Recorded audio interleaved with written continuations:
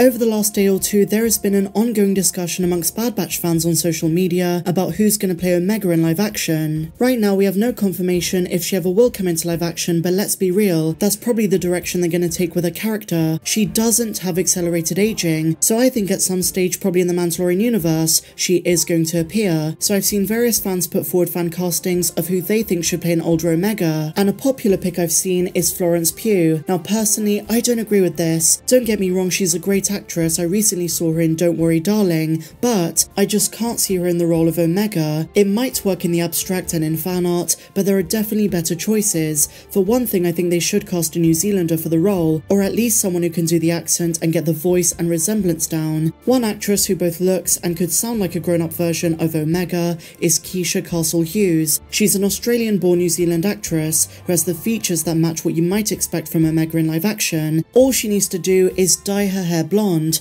Now the only problem is she's already been in Star Wars. That's right guys, you might remember her from Revenge of the Sith, where during Padme's funeral she was the Queen of Naboo, the new Queen, Queen Apelana, so she probably won't be asked to play a separate Star Wars character if she canonically is someone else. But you never know, since her role in episode 3 was pretty minor, and she was made up in a Naboo dress and garments. Let me know in the comments down below who you would cast to play a live action adult Omega. Is it gonna happen? I think it will at some stage. I think she's going to be the only survivor of this show. As I said, she doesn't have accelerated aging, and I just really want her to meet Boba Fett, maybe in the Book of Boba Fett season 2 or the Mandalorian season 3, but at some stage I do think it's in the cards for Omega to come into live action. And so now guys, before we talk about The Mandalorian, a tidbit for Andor Season 2, some behind the scenes stuff. It's still really awesome though. So Faye Marzay, who plays Vel Sartha, started following Jordan Stevens on social media, who played Storden Tonk in Rogue One. Storden was most prominent during the ground assault on Scarif. He was a rebel soldier who died during that battle. He was shot trying to cover Bodhi Rook. But just like with other characters who died in Rogue One, Andor Season 2, which covers the 4 years leading up to the movie, is the perfect place to explore them some more. And right from the start, we all suspected familiar faces from Rogue One were gonna show up in Andor Season 1 or 2. And I've said this before guys, I think Andor Season 2 is gonna be the cameo season. We had Yularen in Season 1, but in Season 2 I think we're gonna get Krennic, Tarkin, maybe a Palpatine cameo, and on the Rebel side of things, Bail Organa, all the Rebel fighters, Admiral Raddus, maybe even Leia and Hera Syndulla. This might be presumptuous, but I think it's safe to say based on these developments that Storden is one of them. Filming is currently ongoing here in the UK. I really do miss the Andor show. I know it wasn't everyone's cup of tea, but it was so well written. The dialogue, the acting, everything was fantastic. I think one of the best additions to Disney Star Wars. Such a great flavour of this franchise. And so now guys, onto The Mandalorian Season 3. In case you missed it, in an official press release, ESPN revealed that the final trailer for The Mandalorian Season 3 is gonna debut on Monday night, January the 16th, during NFL's wildcard game. Kickoff is at 5:15 Pacific, and for those of us here in the UK, that means around 1 o'clock in the morning. I don't know if they're gonna publish the trailer on YouTube earlier in the day, but they certainly will afterwards. According to Making Star Wars, this trailer is going to give us our first official look at Christopher Lloyd's character, the leader of an ancient Mandalorian tribe, and Pedro Pascal's Djarin is prominent too. And what a big week for him. The Last of Us trailer, The Mandalorian Season 3, he really is enjoying the spotlight. They're probably also going to use some footage from the Star Wars Celebration trailer, which included the armorer handing Grogu a small blue Mandalorian helmet. A number of stars on the show decided to share the exciting news on Twitter.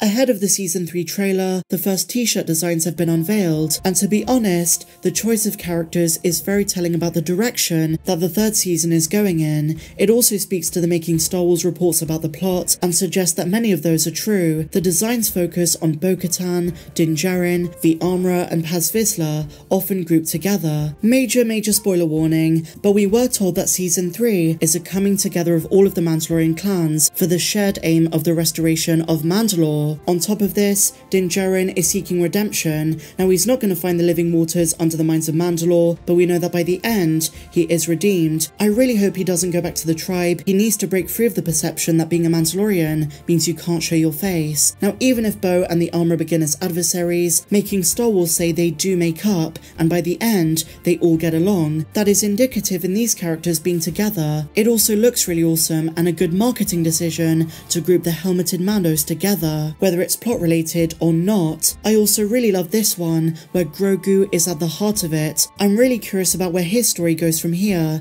and if you missed my last Grogu video, you might want to check out this crazy theory about where he's headed and a theory regarding his origin. Now look, at the moment we have the Bad Batch Season 2 and that's been fine. The most recent episode in particular was amazing, but Mando Fever, the hype for The Mandalorian, is always the best time in this fandom. We're less than 2 months away, and bear in mind February is a shorter month, so we're really not that far away at all. I really miss talking about it, speculating about it. We've had so many rumours and reports over the last 2 years, but now it's almost here. The Mandalorian Season 2 was a really amazing time. Fans were enthused, we had some of the best Star Wars content under Disney, we had live action Bo-Katan, Ahsoka, and of course Luke at the end, and overall Star Wars was back. Fingers crossed Season 3 does the same thing and packs a punch. It doesn't need cameos, just a very solid story, and I'm really hoping it sets up the Ahsoka show as well. It'd be amazing if we see Ahsoka and Sabine Wren before they appear in Ahsoka later in the year.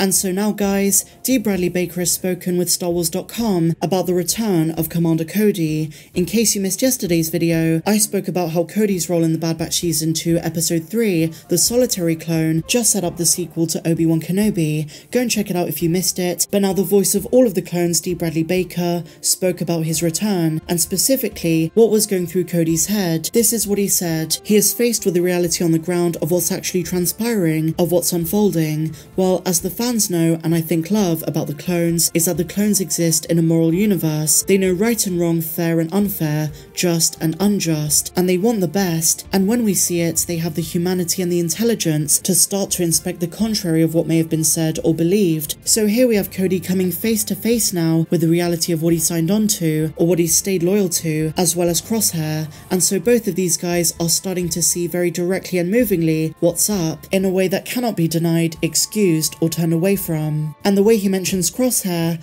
I wonder if there's a redemption story coming. Cody of course went AWOL, and now he's gonna start a new journey. I don't know if we're gonna see that in the Bad Batch Season 2, I think they might save that for a different project, but Cody in Episode 3 was amazing. So share your thoughts in the comments down below guys of everything we spoke about in today's video. If you enjoyed this one, please be sure to give me a big fat thumbs up, subscribe if you're new, and I'll see you in the next video. May the Force be with you always.